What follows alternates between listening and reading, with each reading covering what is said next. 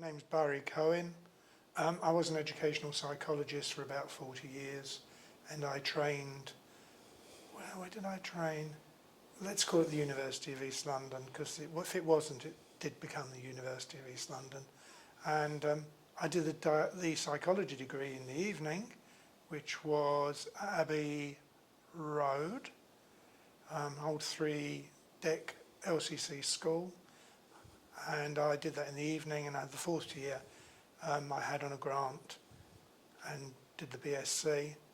And the next year I did the MSc at Holbrook, the Master's degree in Educational Psychology, and I believe I did that in 1975 or thereabouts. Welcome. I'm going to ask you about Okay. that for the kind of archive here at UEL.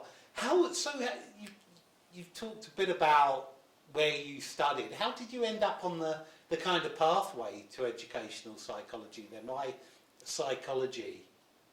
Well, I started off training as a teacher at the College of St Mark and St John, which was in Chelsea then moved to Exeter. I didn't go with it because I'd left by then.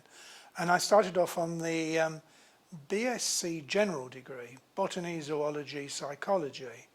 And the part one I failed, so I did that after 2 years, failed Botany Practical, and it was the last year when if you failed a bit you had to do the whole lot again. So I didn't do that, I did the teacher's certificate. But the psychology I did quite well on.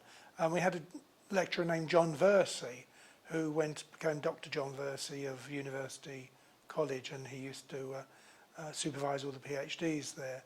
And there was also another psychology lecturer who'd been an educational psychologist, and he told me about the job, and it seemed quite interesting.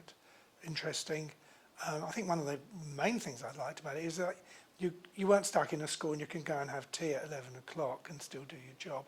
That's for me. So I thought I'd become an educational psychologist. Also, when I was doing the